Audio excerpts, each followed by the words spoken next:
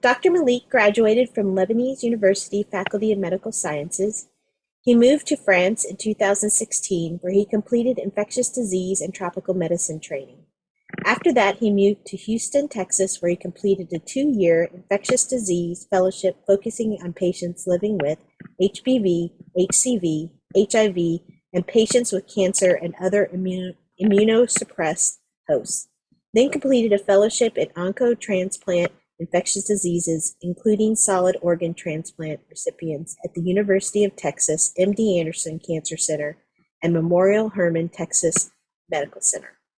A link to his presentation is being put in the chat, which you hopefully will be able to see now. And we will send in the follow-up email with links to the videos. We'll have all the PowerPoint links. Dr. Malik, you can begin. Hello, thank you, Julie, for this kind presentation. I will share my screen.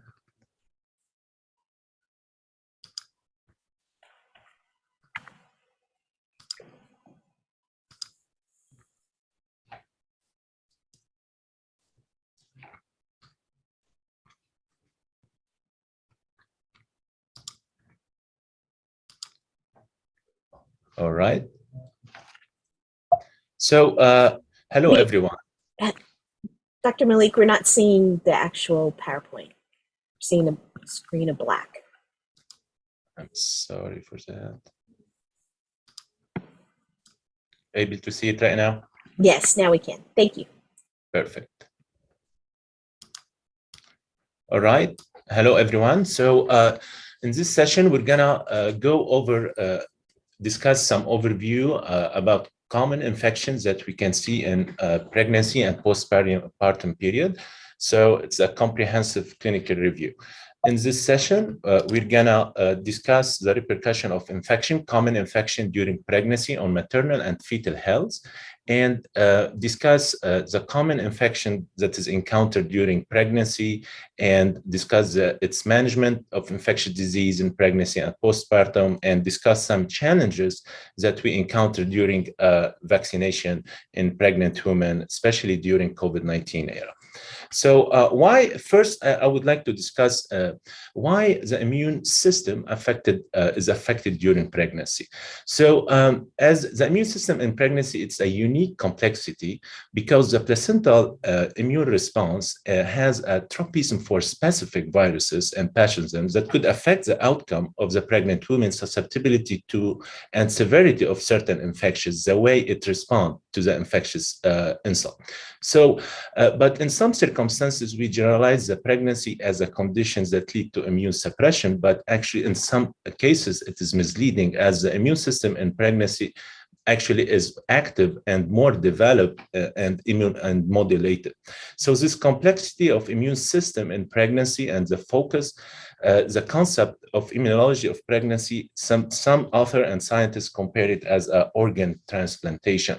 So a pregnancy and immune system is a distinct entity, as pregnant women are considered a high risk due to their specific susceptibility to some infectious disease due to this unique immunologic condition caused by the pregnancy itself. And pregnant women are more susceptible to infectious disease. That's the main question. So let's take a closer look. During normal pregnancy, the human decilium has a high number of immune cells formed by macrophages, natural killer cells, and TREG, which is regulatory T cells. In 70% of decidual leukocytes are natural killer cells, and in 20 to 25% are macrophages, and in 1.7% are dendritic cells. So from the adaptive immune response, B cells are usually absent, but T lymphocytes constitute about 3 to 10% of these immune cells. So the fetal-maternal immune interaction is more complex than actually the comparison to a transmit allograft, because as you can tell, the presence of these immune cells at the implantation site is not associated with a response to the fetus as recognized as foreign antigen, a protein from the paternal side, but in the other side, the immune cells at the implantation cell, actually their role is to facilitate and protect the pregnancy. And it's not, the immune system is not suppressed, as I said, is more active, functional, and well monitored to preserve and protect the pregnancy. And the fetus provide the role. The fetus is fascinating how it provides a developing active immune system that will modify the way the mother will respond to the environment or the infectious insult, and provides this uniqueness of the immune system during a pregnancy. So, and the pregnant woman will respond differently to the presence of microorganism due to this correlation between the fetus, placenta, and the maternal immune system. And so if the fetus is considered as semi-allograft, Y is not rejected by the maternal immune system, and it escaped this maternal immune surveillance because due to this fascinating and developed maternal immune system to protect the pregnancy and the fetus, and to hold any maternal immune response against the paternal antigen. And here is the role for the trophoblast and the maternal immune system, which has evolved and established this cooperative status to help each other, to lead to the success of the pregnancy. So, and let's take another closer look here, why the trophoblast is important. So, and the trophoblast has been studied in numerous studies. And they found that the trophoblast, which is a cellular unit of the placenta, recognize microorganism and initiate the first immune response and protect and produce antimicrobial peptides to protect itself against pathogen. So they found there are expression of antimicrobial human beta defensin 1 and 3, and other enzyme and protein called secretory leukocyte protease inhibitor, SLPI, which are actually, they found they are like potent inhibitor for HIV infection and also can induce a bacterial lysis. And this protein produced by the trophoblast, actually, it's the response to a viral infection at the maternal-fetal interface and may represent a potential mechanism by which the placenta prevent transmission of viral infection to the fetus during pregnancy. So most viral infection affecting the mother do not cause congenital fetal infection because the trophoblast play a major role as a potent immunoregulatory immune interface protecting the fetus from this systemic infection.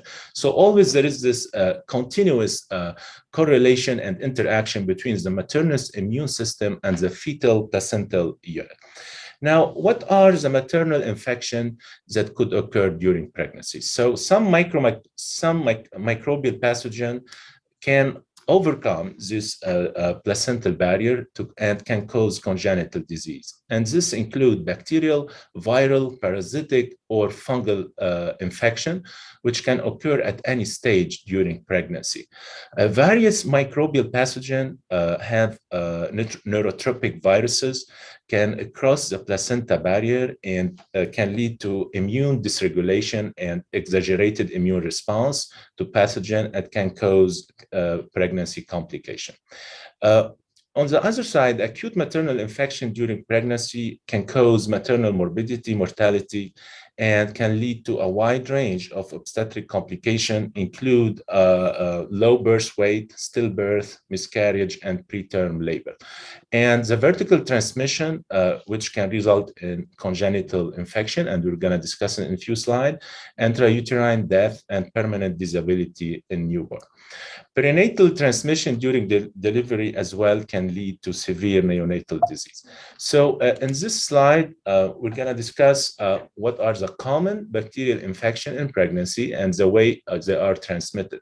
So Listeria infection, which usually transmitted to the mother by consumption of contaminated food and can present as, non-specific symptoms similar to flu-like symptom in some circumstances, fever, headache, vomiting, and can transmit to the baby through vertical transmission, can lead to congenital disease, miscarriage, and stillbirth and fetal death. Brucella infection as well, it's transmitted by consumption of contaminated food or contact with infected animal, can present as a fever, joint, muscle pain, and can lead to spontaneous abortion, preterm birth, and also chorioamnionitis. Other sexually transmitted disease, such as chlamydia, Neisseria, also can be transmitted by sexual contact with an infected partner and can lead to premature rupture of membrane, preterm, and also fetal eye infection and low birth in some cases.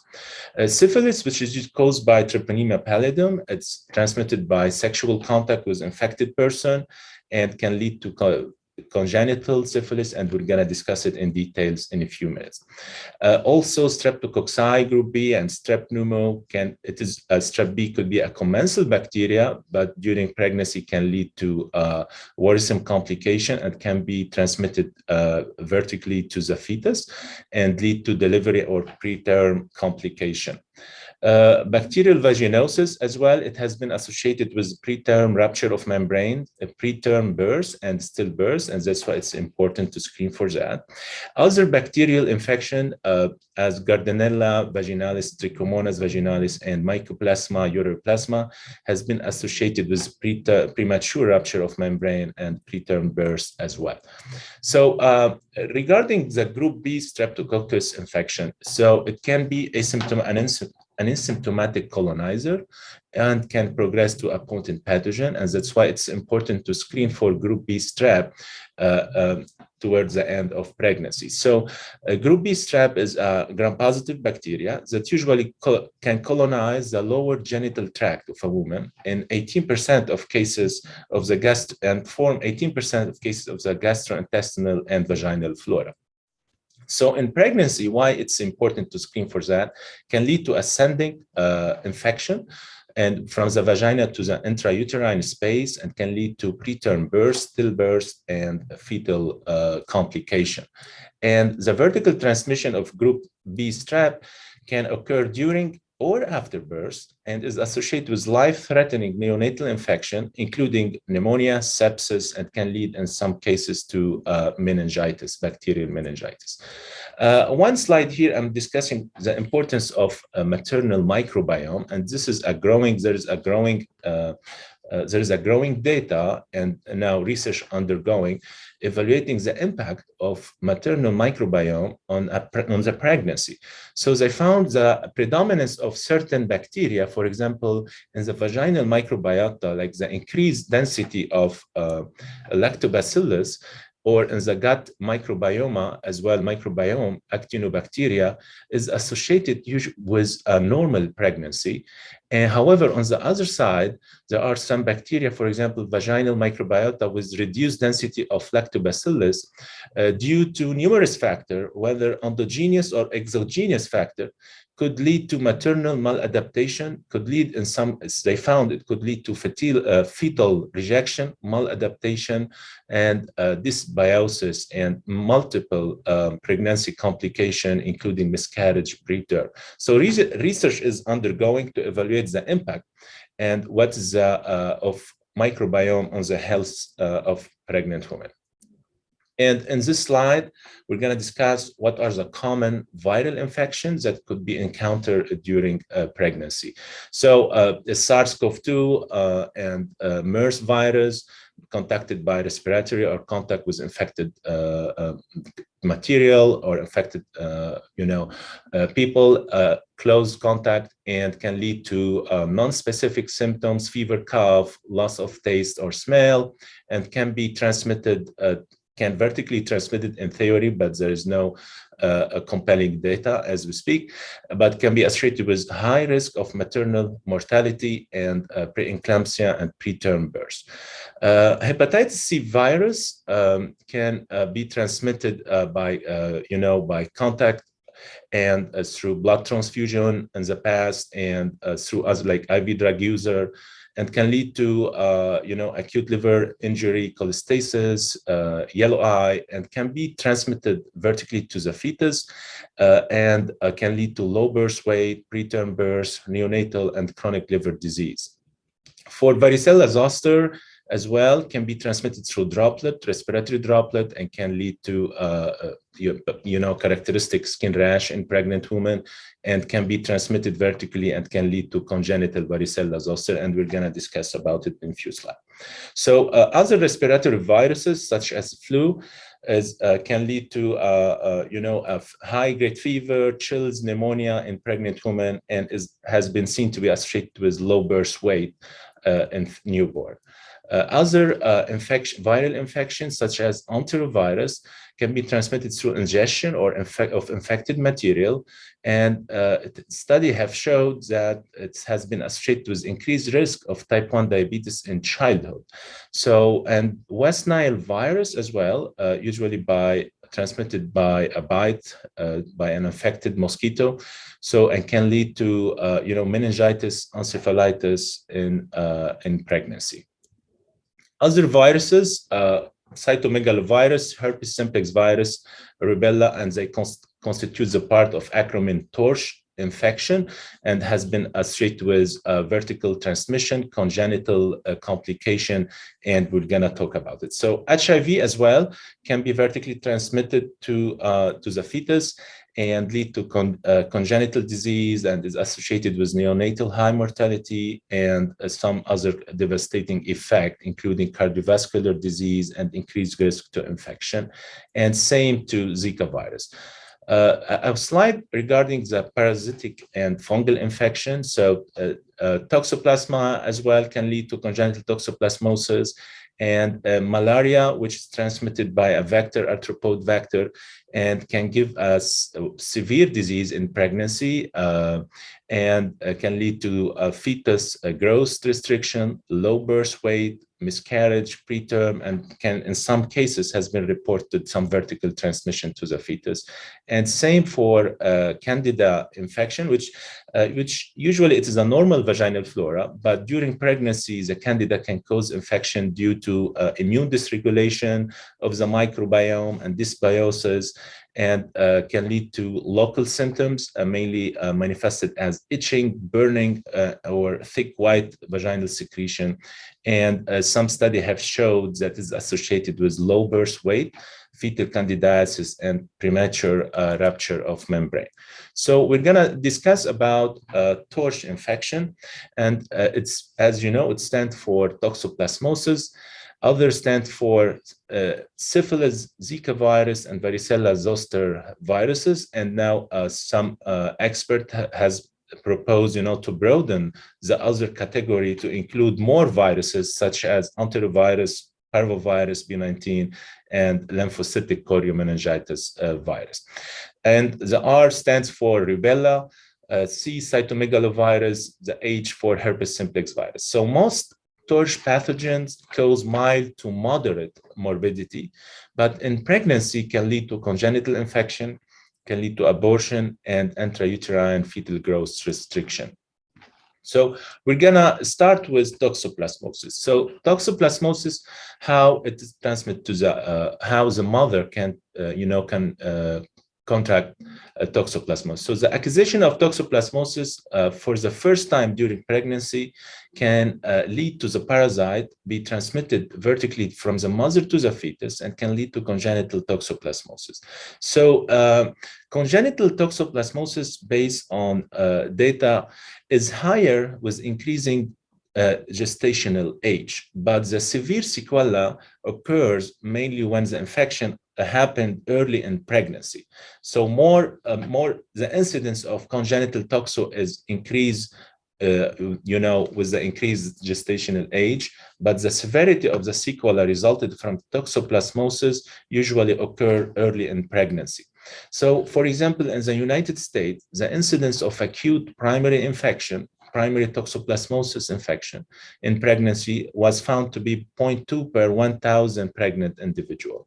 And pregnant women usually is asymptomatic in terms of clinical presentation in up to 80% of cases. But in 20% of cases, the acute maternal infection can be manifested by mild to non-specific symptoms, such as fever, chills, pharyngitis, hepatosplenomegaly, myalgias, and rash. And on physical exams, the most common sign is lymphadenopathies, whether cervical or axillary lymph or subclavicular lymphadenopathy. So when should we perform diagnostic testing?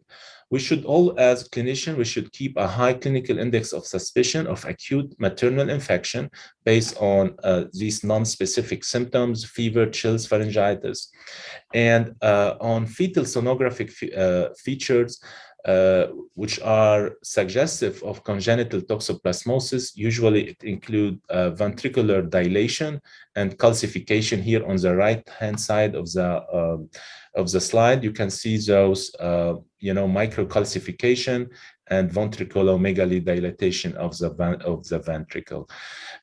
For whom to screen, so depends on the countries and the region. For example, in the United States, the National Society recommend against universal screening. In Europe or in endemic areas, they do it as universal screening. So it depends on the area and the incidence and the prevalence of toxoplasmosis. So fetal infection. So in congenital toxoplasmosis, as a result of transplacental transmission, it's around 90% of born children with congenital toxoplasmosis are usually asymptomatic. Among symptomatic children, 2/3 have moderate disease, including intracranial calcification, peripheral retinochoroiditis, and in 1/3 of live-born children have severe disease, include hydrocephalus, macular retinochoroiditis, and disseminated form of disease. How we pose the diagnosis. So prenatal diagnosis, usually by testing for fetal infection via amniocentesis. And this test usually we can do it at week 18 of gestational age and beyond that, in case of maternal infection and abnormal fetal ultrasound. And if the diagnosis is posed here, we discuss with the future of pregnancy with the pregnant woman, and also we discuss the diagnostic procedure because amniocentesis can carry a risk of complication. So we discuss benefit risk of this procedure. In terms of treatment for toxoplasmosis, it is very important. So the timing to initiate the treatment in pregnant women, and they call it as window of opportunity, means that where the treatment has a positive impact in preventing or at least minimizing the damage, the fetal neurologic damage, and the severe repercussion on the fetus. So in terms of choice of antiparasitic agent, in the first trimester, prior to 14 weeks of gestational age, the preferred treatment here is spiramycin. And 14 weeks of gestational age and beyond, the preferred treatment is pyrimethamine sulfadiazine, but some provider will continue spiramycin even beyond 14 weeks of gestational age. Now, treatment modification. So based on the amniotic fluid of Toxoplasma PCR, that usually we do it at 18 weeks of gestational age. If PCR is positive, so the diagnosis is confirmed, and the treatment should be continued until birth and also treat the child afterward. Now, we're gonna talk about congenital syphilis. So it occurs following the infection of pregnant women. It can lead to stillbirth, hydrops fetalis, prematurity, and also can lead to long-term damage. Universal screening is strongly recommended at prenatal visit and then repeat based on risk factor of maternal risk factor. And usually we repeat between the week 28 and 32 and at delivery. Majority of live-born children are asymptomatic at birth. So some infants with early congenital syphilis are asymptomatic at birth. And what are the clinical manifestation of early congenital syphilis? It includes rhinitis, snuffles, hepatosplenomegaly, skin rash with desquamation, chorioretinitis with pigmentary chorioretinopathy, and this is, we call it salt and pepper type.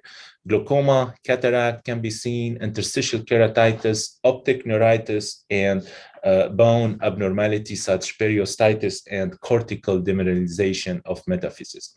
Anemia, thrombocytopenia can be the result of early congenital syphilis, and possibly on ultrasound can see hydrops and hepatosplenomegaly. Now, what are the clinical manifestation or feature of late congenital syphilis? So include saddle nose due to destruction of the cartilage, frontal bulging due to periostitis, tibial thickening, they call it Saber-Chins, or joint swelling, perforation of a heart palate, abnormal tooth development, and they call it Hutchinson teeth and Mulberry molars.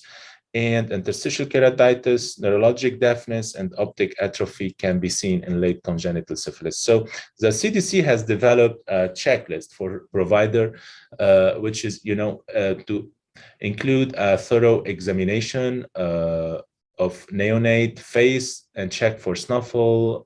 There's like mucopurulent nasal discharge, check for jaundice, rash, desquamation on the dermatologic exam, and check for hepatosplenomegaly, check for chorioretinitis on eye exam.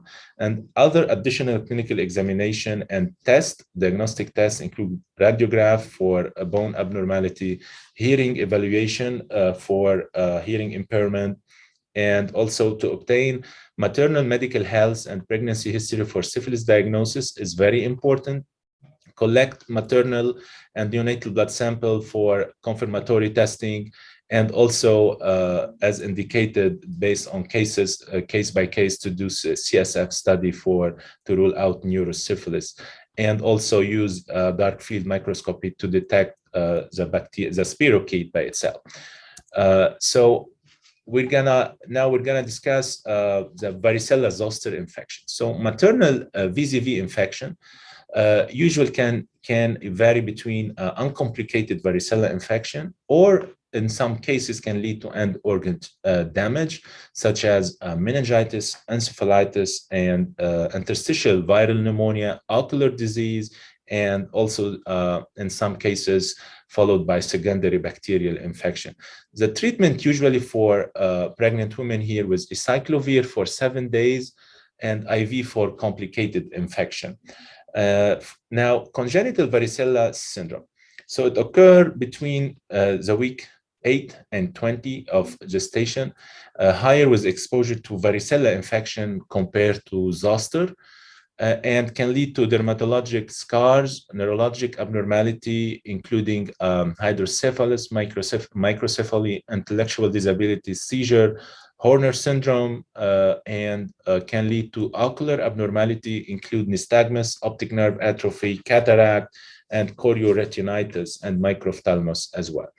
Also, congenital varicella syndrome can lead to limb hypoplasia, atrophy and paresis, and GI abnormality, which include gastroesophageal reflux and stenotic bowel and low birth weight. Moving to congenital Zika syndrome. So Zika syndrome can be passed from a pregnant woman to the fetus and can lead to severe pregnancy complication ranging from fetal growth restriction to miscarriage. Greatest risk of serious fetal sequelae is between the first and the second trimester of pregnancy. Common fetal abnormality in utero are, enlarged ventricles, followed by microcephaly, and we can see intracranial calcification as well. The management and the treatment is usually supportive. And here we can see an unfortunate picture of newborn with microcephaly whom have congenital Zika syndrome. And now we're going to discuss about congenital rubella syndrome. So it is rare in developed countries. Why? Because due to the active rubella immunization program in prenatal, but congenital rubella can be associated with sensorineural deafness, cataract, cardiac malformation, neurologic and endocrinologic sequela, growth retardation, hepatosplenomegaly, thrombocytopenia, and can give this characteristic skin lesion, call it blueberry muffin lesion. And going forward, we're going to talk about cytomegalovirus infection. So congenital CMV is common worldwide and is the leading cause of non-hereditary sensorineural hearing loss. It can lead to long-term neurodevelopmental disability manifested as cerebral palsy, intellectual disability, vision impairment, and seizure. So around 40,000 infants are born with congenital cytomegalovirus infection every year in the United States. And antiviral usually is a treatment by antiviral for those with congenital CMV disease. We're going to talk about herpes simplex virus. Most cases are acquired perinatally, mainly through the contact with an infected maternal genital tract. And HSV can be manifest as localized infection to the skin, as you see in the picture, or to the eyes and to the mouth perioral skin lesion. In some cases can lead to localized central nervous system disease, and in few cases can lead to disseminated disease involving multiple vital organs. Now, switching gear to HIV infection in pregnancy. So every year, around 1.3 million persons living with HIV become pregnant, and 85% of them receive antiretroviral treatment during pregnancy. And the vast majority of pregnant women living with HIV reside in low and middle income countries. In the absence of antiretroviral treatment, around between 15 and 30% of infants born to persons with HIV acquire HIV antenatally or perinatally, and to less extent via breastfeeding. So vertical HIV transmission is essentially eliminated in non-breastfeeding person who have a sustained viral suppression as HIV RNA, HIV viral load less than 50 copy, undetectable would be much better as well. But if we have HIV RNA less than 50 copy, it's the risk of vertical transmission is close to zero, is essentially eliminated. And transmission also through breastfeeding is very rare with maternal viral suppression. So, and here based on this review published recently in New England Journal, so they discuss the risk of transmission of HIV through breastfeeding is less than 0.2% per month of breastfeeding, which is really very, very, very low. So the global scale-up of antiretroviral treatment has led to a 50% decline in new perinatal infection between 2010 and 2021. However, there are still more work to be done to eliminate the vertical transmission. Now, when we discuss about HIV in pregnancy, we always ask this question: what is the ideal HAART regimen, the highly active antiretroviral treatment to choose to pick during pregnancy? So there are multiple factors at play here. Is the pharmacokinetic, virologic efficacy, safety of the treatment, mainly side effect, and any history of drug resistance, dosing convenience, local cost, and also the availability. As we said, the majority of pregnant women are in low and middle income country. So the cost and the availability is a major issue as well. So antiretroviral treatment before and throughout pregnancy is strongly recommended for the improvement of maternal, fetal, and child health outcome. And the main question pertains to which antiretroviral regimen has the best safety and side effect profile when used during pregnancy. So I have to say, always the guideline for HIV treatment during pregnancy there will be some delay in availability of pharmacokinetic and safety data because the early on, the guideline usually, evaluated in non-pregnant women. So the recommendation for heart for antiretroviral usually lag behind compared to non-pregnant adult living with HIV. So usually pregnant women will end up, receiving relatively an older or less desirable regimen compared to the non-pregnant adult living with HIV. And there is this slide. What are the regimens, to use in pregnant person living with HIV? So here, the guideline divided by preferred or recommended antiretroviral regimen. So, for example, WHO recommend two. So, as overview, we need 2 NRTI and 1 integrase inhibitor preferred regimen. So by the Department of Health and the Human Services, they update the latest guidelines. So they recommend whether to pick between TAF, which is the tenofovir alifenamide, emtricitabine, TDF, lamivudine, abacavir, to use, but in patient with HLA-B5701 negative.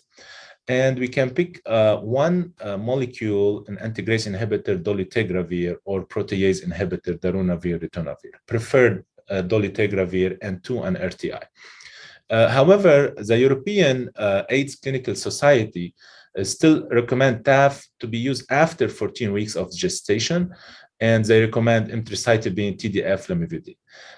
Other alternative regimen is zidovudine and other NRTI, efavirenz, or oral rilpivirine, but they do carry some undesired adverse event during pregnancy. What are the regimen not recommended by Department of Health and the Human Services are elvitegravir, combicista, and all protease inhibitors that contain combicista as booster. And there is insufficient data to recommend the use of, for example, bictegravir or cabotegravir and other doravirine and intramuscular rilpivirine as we speak. But data and and post-market data are ongoing to evaluate the safety and the efficacy of these regimen in pregnant women. Now, as you know, so these antiretroviral regimen do carry some undesired adverse event in pregnancy that include excess weight gain, metabolic syndrome, and mainly this has been seen with the use of dolutegravir and TAF, tenofovir alifenamide. Insufficient weight gain with TDF, and particularly combined with efavirenz. So they have they lose weight. Anemia, which has been seen mainly with the use of zidovudine. Depression, suicidal thought, psychiatric adverse event usually has been seen by using efavirenz and rilpivirine, and other low birth weight by using, so in pregnant women who are taking protease inhibitor, mainly ropinavir, ritonavir, and other. So they found gestational diabetes mellitus as well has been seen in pregnant women who are taking protease inhibitor-based regimen, lopinavir, ritonavir, and other adverse outcome, including liver injury, indirect hyperbilirubinemia, preterm birth, and other renal injury, mainly in patients who are on tenofovir-based regimen. So what are the possible mechanisms for adverse fetal and birth outcome in pregnant women who are with HIV, living with HIV, and are taking a protease-based regimen? So they found that protease inhibitor alters the uteroplacental development and function, and can lead to a change in plasma estradiol and progesterone level, which can lead by itself to intrauterine fetal growth restriction, small for gestational age, and low birth weight, and low progesterone as well, driven by hypoprolactinemia and high placental expression, can lead as well to preterm birth. Here in this circumstance, if the pregnant person living with HIV taking protease inhibitor-based regimen. Now, what are the common tests for diagnosis, management, and monitoring for antiretroviral associated adverse outcome during pregnancy? So here, the scientific committees, I recommend using biochemical method and biophysical method. So non-invasive peritoneal testing, cell-free fetal DNA, starting performing at beyond week 10 of gestation. First trimester serum analysis of Papa A performed when crown to rump length is 45, 84 millimeter. Testing for sure for this mutation if we're gonna use abacavir before using abacavir, because it can lead to hypersensitivity reaction. Monitoring CBC, CMP, including liver function panel enzyme, and also glucose screening for diabetes based on country-specific protocol, which usually performed in first or early third trimester or both. And also evaluate by using biophysical method, evaluating intrauterine growth by Doppler evaluation, fetal anatomical survey, and all other serial growth sonograms. This slide, we're going to discuss about maternal weight and in women on antiretroviral treatment. So in this study, they evaluate the impact of this regimen on the maternal weight. So they found that mainly by using dolutegravir and tenofovir alafenamide have been associated with the greatest risk of excessive weight gain. And this based on the studies that was done by Tsepamo studies that evaluate the birth outcome in Botswana to evaluate the relationship between maternal weight and severe birth outcome. So they found that antiretroviral regimen associated with weight gain may reduce actually the number of women at risk of for certain severe adverse pregnancy outcome associated with low weight, but increase the risk of macrosomia and maternal hypertension. So sometimes could be beneficial, but in some cases can lead to macrosomia and maternal hypertension as a weight gain. So further study and research is needed to determine whether weight-based antiretroviral regimen improve maternal and child health. But most likely we're gonna be dealing with more individualized decision, like case by case. Discuss, for example, if patient cachectic, maybe using regimens that help to gain weight, maybe will be beneficial, and so more individualized decision making. Here we're gonna talk few slides on challenge and some emerging infectious disease that can be seen during pregnancy, and mainly we're going to discuss on COVID-19 and monkeypox, lately named as Mpox. So in this study in Italy, so they evaluate the serologic, the dynamic of placental transfer of maternal antibody, and it's persistent during infancy. So they dose immunoglobulin M and IgG against a spike protein subunit in mother and neonate within 48 hours post-delivery and during follow-up. And this study was done between April 2020 and April 2021. So they found that the rate of preterm and cesarean delivery were comparable between women with or without infection. And in this study, they did not find any clinical or instrumental abnormality at birth or during follow-up. And there was a positive correlation between maternal and neonatal IgG level. And they found that the transplacental transfer of antibody ratio was higher after second trimester of maternal infection as compared to the first and third trimester. And that's important finding. So they found the IgG level progressively decrease in all infant, like around in 97% of infant, and they become seronegative at the age of 6 months. And that's why, the recommendation to vaccinate everyone 6 months and beyond. Now, the clinical outcome were favorable in all infants, and matching peak IgG level after infection and higher IgG transplacental transfer might result in the most durable passive immunity. Now, another study that evaluates the repercussion of COVID-19 on pregnancy. And in this study, so they examine the effect of SARS-CoV-2 variant on the placenta and the fetus. And they did use fetal and extra-fetal structure using prenatal MRI. So in this prospective case control study, that was performed at 2 obstetric centers. And they referred pregnant women for prenatal MRI after confirmed SARS-CoV-2 infection. So they enrolled 38 prenatal MRI. They found 38 prenatal MRI examination were included, and they matched it one-to-one with 38 control cases with respect to sex, MRI field strength, and gestational age. And in prenatal MRI, they found the shape and the thickness of the placenta. They evaluated the shape and the thickness of the placenta, possible lobulation and vascular lesion were all quantified and evaluated.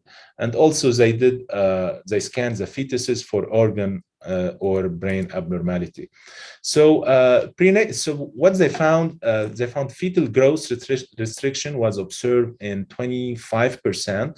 It is it's a low number patient population, but they found like in 25% of cases of fetal growth restriction, mainly in the pre-Omicron group.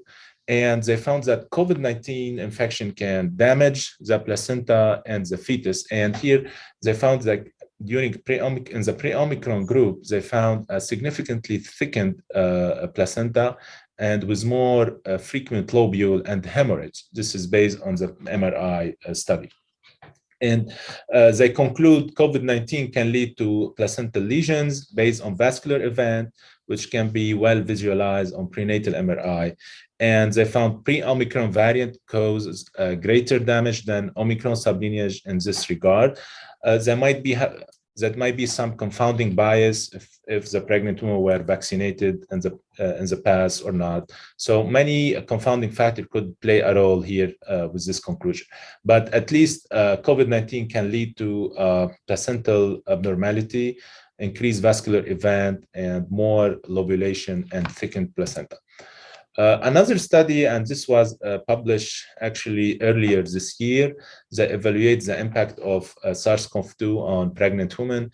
And they found first the risk factor for severe COVID-19 disease in pregnant women that require hospital admission were mainly high body mass index with odds ratio, relative risk is 1.06. Asthma relative risk of severe disease was found 7.47. And also the gestational age at the time of COVID-19 infection. So they found if the infection occurred between the week of 28 and 36 has a more severe outcome compared if the infection occurred prior to week 22. And also hypertensive disorder in pregnancy was adjusted hazard ratio 1.31 and can lead to early pregnancy loss with adjusted hazard ratio in 1.37. Preterm delivery before gestational age of week 28 also can lead to children small for gestational age as well. So as you can tell, so COVID-19 can have a worrisome outcome and adverse outcome on fetus and pregnant women. So why it's important?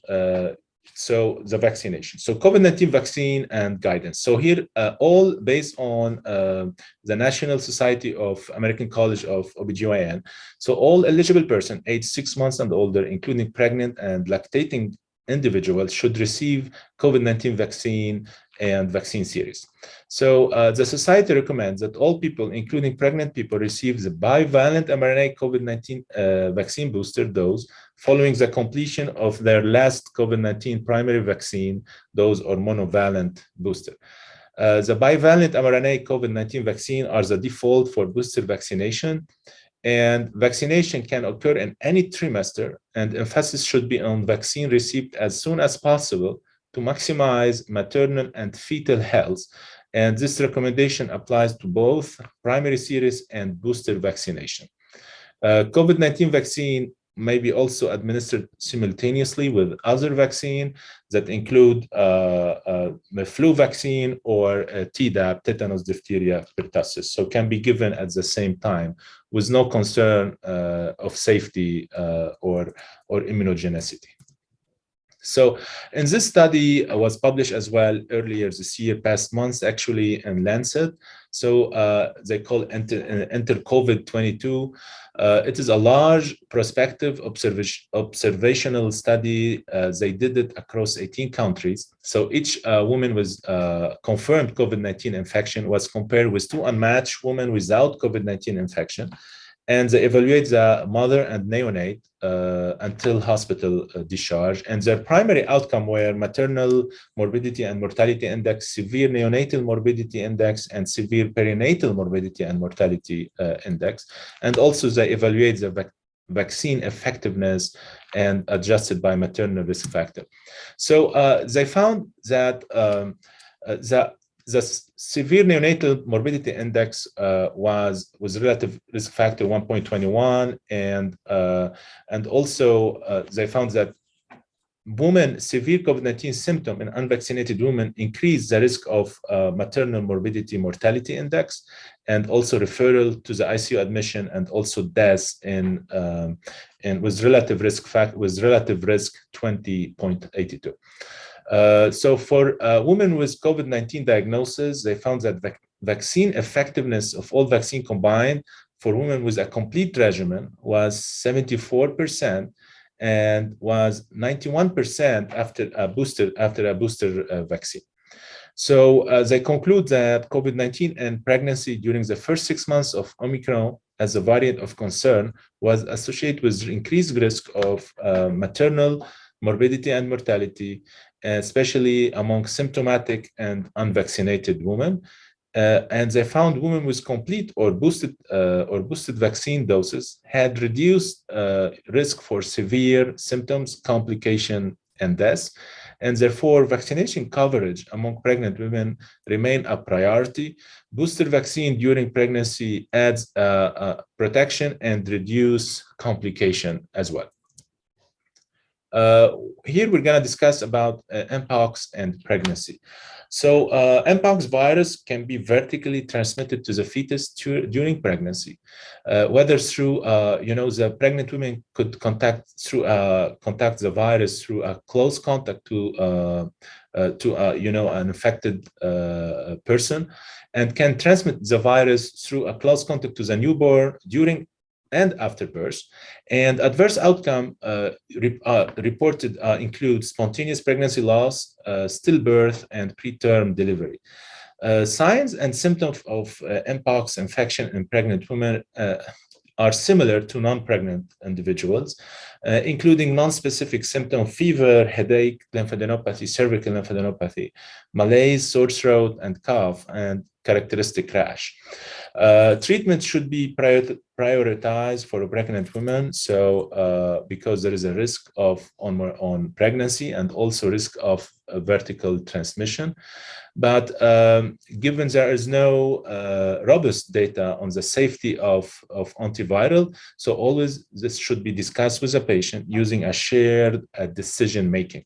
So the available treatment for mpox is tecovirimat, which is the first-line antiviral treatment for people who are pregnant, recently pregnant, or breastfeeding. What are the other available treatment in case tecovirimat is not available or cannot be given?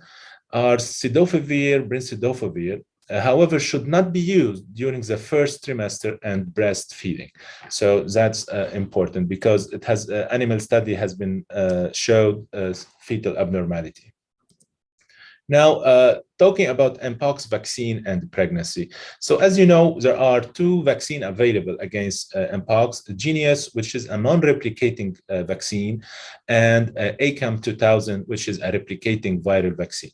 So data available on Genius during pregnancy are insufficient, but study of Genius vaccine in animals have shown no evidence of harm to a developing fetus. So it can be offered to people who are pregnant or breastfeeding and who are determined to be at high risk to develop mpox infection. However, ACAM 2000 is contraindicated in people who are pregnant or breastfeeding. And I think by that, I would say thank you for your attention, and I am happy to take questions.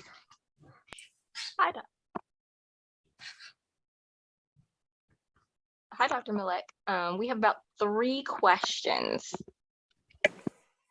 All right, and the Yes. first one is, we have an attendee who said at lower altitudes, we tell pregnant patients to not clean litter boxes. Toxoplasmosis is extremely rare in our patients at higher altitudes, apparently due to decreased transmission of the pathogen. Can this recommendation be lifted at a specific altitude? That's a great question. So in the United States, there is no universal recommendation to screen for toxoplasmosis. Because the rate or the incidence of toxoplasmosis in the United States is relatively low compared to, for example, European country, France and other. So that's why there is no universal recommendation. And regarding her question, so if depends on the attitude, if the risk, the incidence and prevalence of toxoplasmosis is low, so there is no screening required unless patient exhibit any sign or symptom of usually are non-specific sign and symptom, but in case there is a fever or any contact with potential contacts like litter box or so then screening is warranted and indicated. All right, thank you. The next question that we have is, so patients, yes, the patients with a HIV that has low viral load, is it safe to breastfeed? That's a great question. So let's say pregnant women who live with HIV with low viral load, I'm saying to say if it is virologically suppressed, we need a viral load less than 50 copy per ml. So based on the study, they said the risk of transmission during breastfeeding, in case patient, the viral is well suppressed, is 0.2, less than 0.2% per month of breastfeeding. So that's a decision, a discussion with the pregnant women postpartum about that risk. And I think it should be a shareable decision.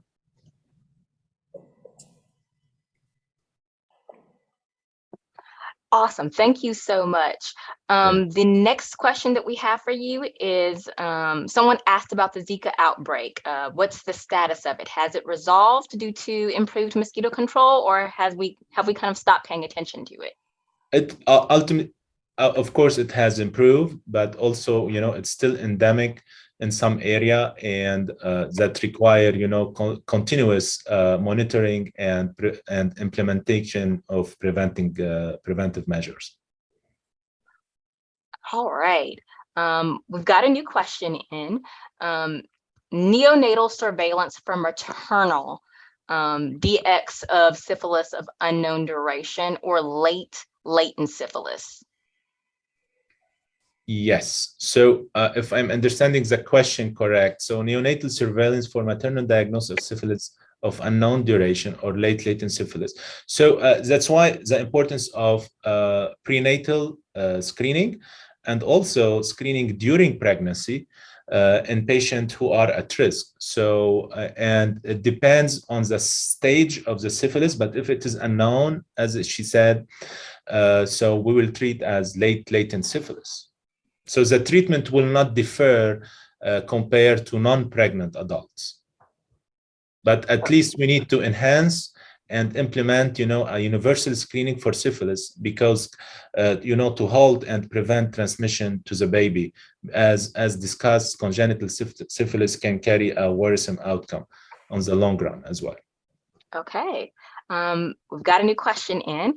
If you become pregnant and later find out you have bacterial vaginosis, will the treatment harm your baby, or will you have other complications? That's a great question. So usually the treatment for bacterial vaginosis, through metronidazole, and there are study, have shown no repercussion on the baby. But this is always has to be discussed with their doctor because they need to be rescreen and do a test of cure after certain week after the treatment, because bacterial vaginosis also can be associated with some early premature rupture of membrane. So it does carry some risk on the baby. That's why it's important to screen for it and treat. Okay. Thank you so much, Dr. Malik. You're very welcome. Thank you. Thank Dr. you for Malik. the organizing committee. Thank you, Dr. Malik. We appreciate your time and Pleasure. Thank you. educating us today.